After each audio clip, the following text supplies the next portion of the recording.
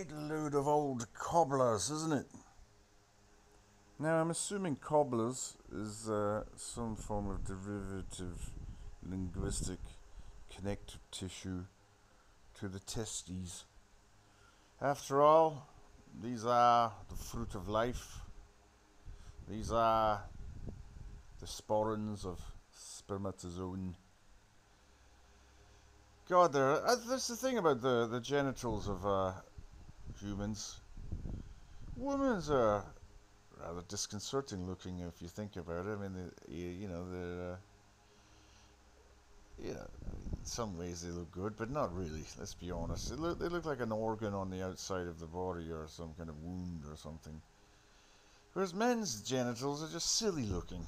Yeah, they're just ridiculous. It's just hard to take testicles seriously in any way whatsoever.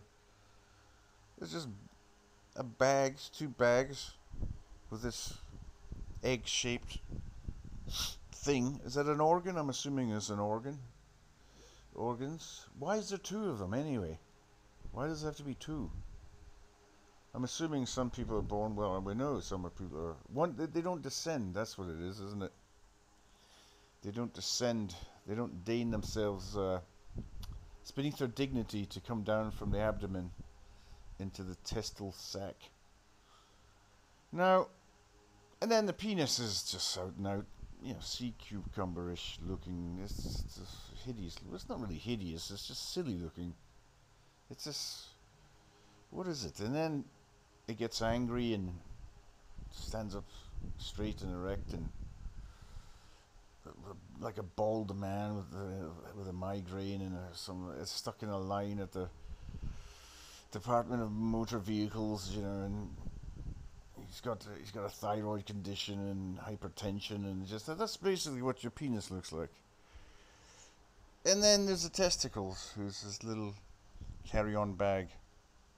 That's his allowed baggage allowance that he's brought on to the EasyJet plane. There he is. He's paid his extra £3 to get a seat next to the aisle. He's a penis. He's slumped over, his two testicles, his laptop underneath the foreskin. All of a sudden, there's a terrorist incident and he stands up erect. But it's not really a terrorist incident. It's a drunken rock star shouting at the air stewardess or attendant because they haven't been served enough. Well, because he hasn't been served enough cocaine before he actually made it onto the plane. So he's having withdrawal symptoms and he's taking it out on the poor biddy that's been stuck in this soul-destroying job for the last 25 years. One thing about flight attendants, I mean, they must have had some rough rides now and again. I don't mean that in an actual manner. I mean as in air travel. I could never do that job. I'm terrified getting on planes as it is. They do that like 8 days, not 8 days a week, 8 hours a day, sometimes longer. So, with the weather the way it is, I mean, they must have some pretty fruity experiences up there. Oh, great, we're plummeting towards the Earth. 500 miles an hour. 500 miles an hour plus gravity combined. And everyone's screaming as if they weren't already. We've got a rock star shouting at me because his cocaine hasn't kicked in yet. They have to. I mean, I could never do that. Why are they not frightened of flying? I don't understand. What I mean, why are they doing that job? Are they mentally deficient in some way? I mean, any flight attendants listening to this, I don't really think I'm your target market or you're my target market, to be honest. But if you are, you do a wonderful job. But it's more of it's an admiration that I'm talking with now. That's, you're doing this job. I mean, but why? I mean, are you not frightened of dying? I mean, bus conductors, the same. It was very similar to a bus conductor, sort of. What is it like? Yeah, it's a bit waitressy, let's be honest. Let's not beat around the bush. There's an element of waitressing in there, let's be honest. Waiting. Um, now, I know I'm being gender specific here. So let's just say waiting. Waitressing. Wait, what is the word? Waiting? Isn't that another word? Doesn't it have another meaning? It gets so confusing. Now, and I'm aware there are different genders involved in attending the flight. That's what they're attending. They're attending the flight. It's the clues in the name. They're flight attendants. So it means they show up. Well, I'm attending. Is that good enough? Can I leave now? I've attended.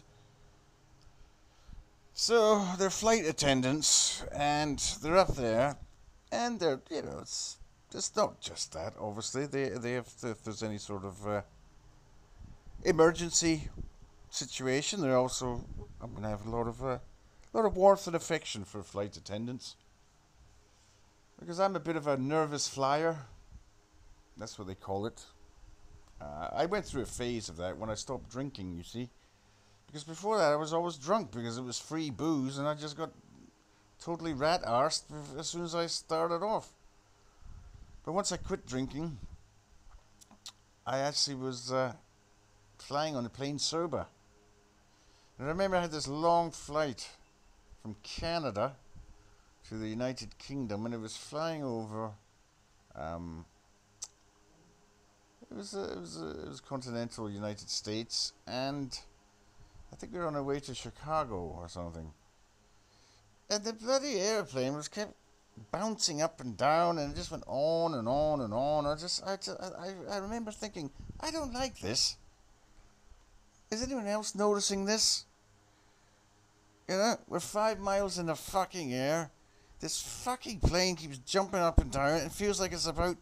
Did it actually drop out of the sky? I don't think I've actually gone through that, thank God. I did have this horrific flight to fucking Venice once.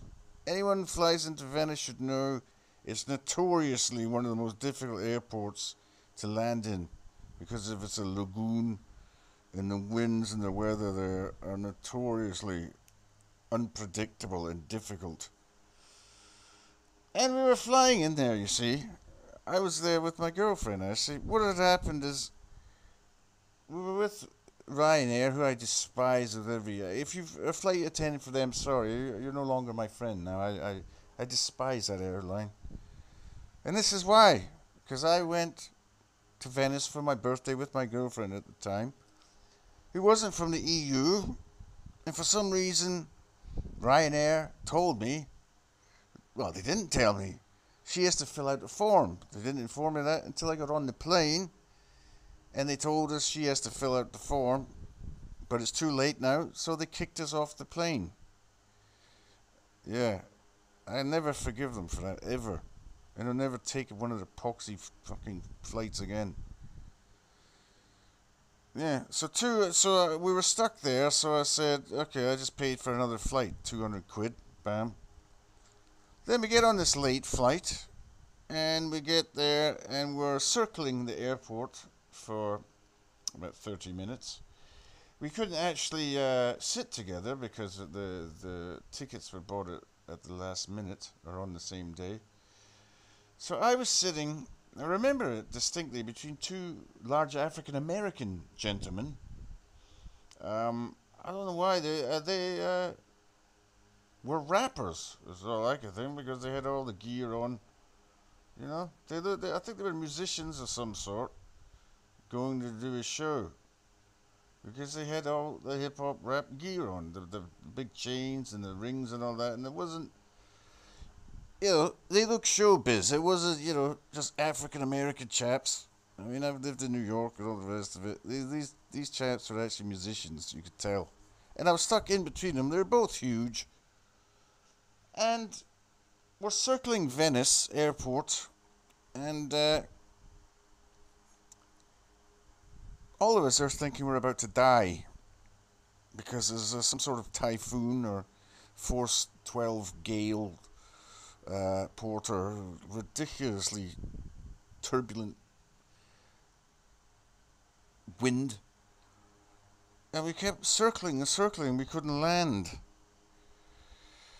And the big African American chap next to me and the other guy were totally terrified, as was I. So even if you're a gangster rapper, that doesn't cure the fear of plummeting towards the earth at 500 miles an hour as you explode and incinerate into 1,000 million molecules, screaming in agony.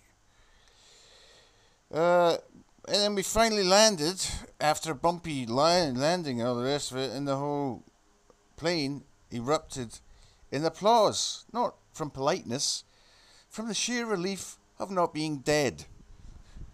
And believe me, there is no other relief better than that one.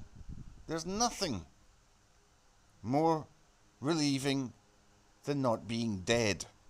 Is there? What is more relieving than that? That you won't be listening to Theresa May give a speech, perhaps? Trying to think of other examples.